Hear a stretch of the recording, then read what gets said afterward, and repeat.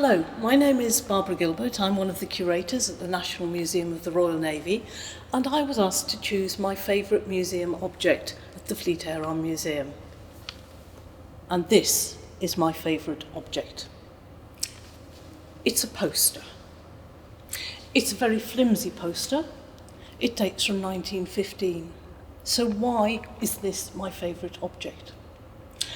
One, it celebrates a national hero, Reginald Warneford VC, the aviator hero. Two, it's advertising an exhibition. What museum curator could fail to love that aspect of it? Three, it's for a good cause. It's raising money for the funds, for the comforts for the troops in the Dardanelles. And we even know what comforts they wanted. So this just sums it up beautifully.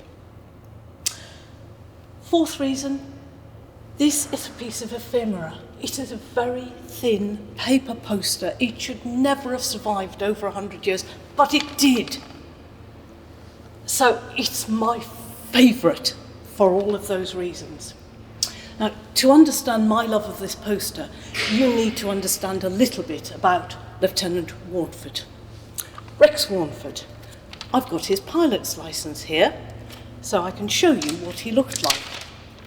He was a daring, dashing Royal Naval Air Service pilot. In June 1915, he was stationed in Belgium. His job was to take off, do night patrols, to look for Zeppelins that were heading across the English Channel for raids on the UK mainland. They came in across East Anglia, they came in across Kent. Their target was mainly London. It was the first Blitz. They were killing people, they were maiming people, they were destroying houses, they were destroying livestock. The Germans were out to destroy our infrastructure and our morale, and they were succeeding. People were terrified of these great things that took all the light out of them, the moonlight. They just moved silently over the skies, and they dropped bombs liberally everywhere. They couldn't be stopped until Warneford. Warneford showed it could be done, and that changed the course of the war, changed the course of the bombing action on mainland Britain. So on the night of the 6th and 7th of June, 1915, Warneford took off on one of his nightly patrols. He was flying a very small, flimsy monoplane, a Moraine Parasol. During his patrol, he came across the German Zeppelin LZ-37, and he got within view of it. They opened fire. He lured them to follow him. That meant it was going off its course, trying to get at this cheeky little British airman who was trying to damage them.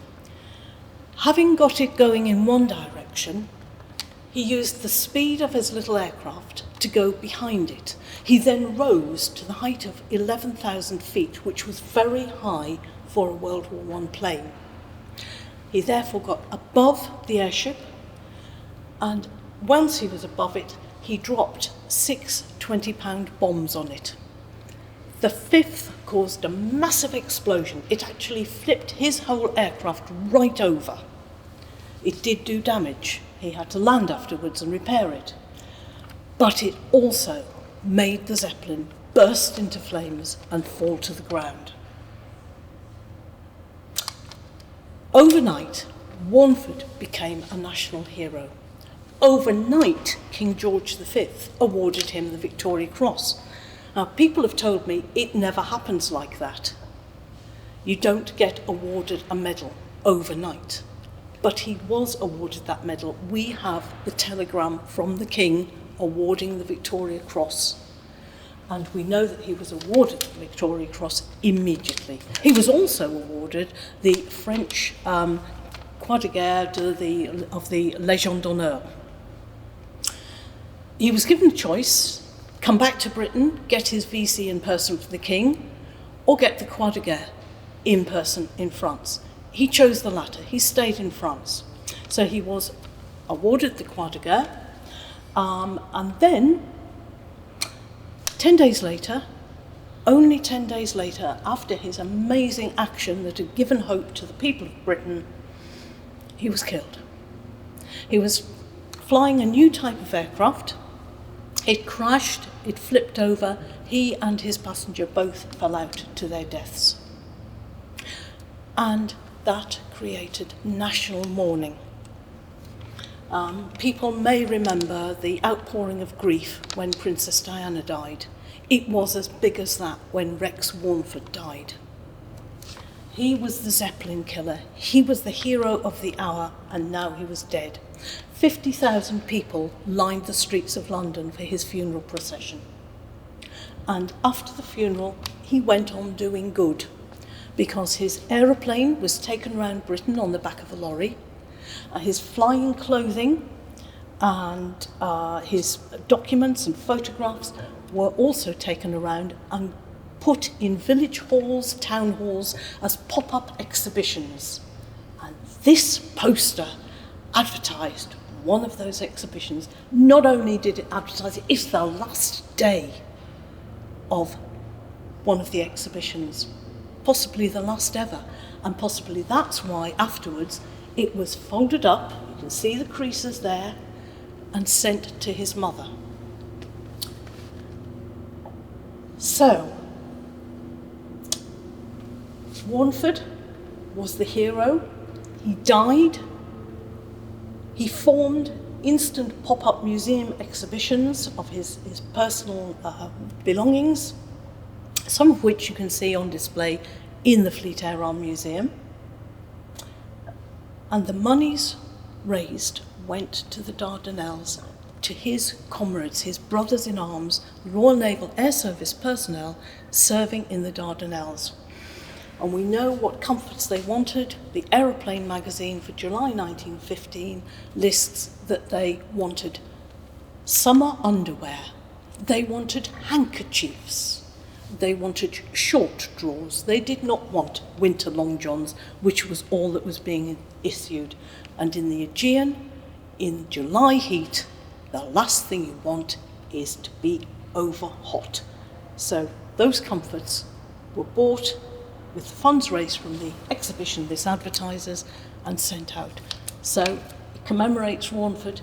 It also commemorates all of those people serving out in the Mediterranean, in the Aegean, in the Dardanelles. Do you want to see his medals? They're just round the corner here. These are the medals awarded to Rex Warneford. We've got his Victoria Cross. It's got the original blue ribbon for naval recipients of the cross.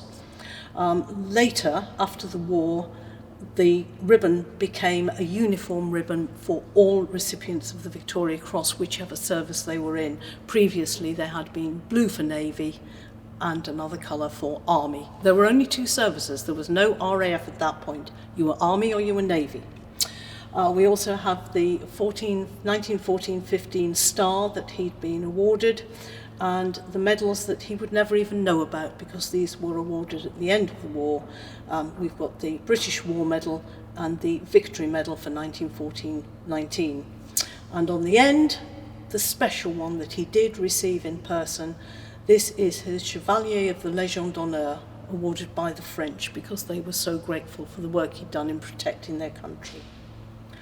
After his death, the goldsmiths of Paris got together and they created a magnificent replica of the Légion d'Honneur cross as a brooch which they sent to Rex Warneford's mother.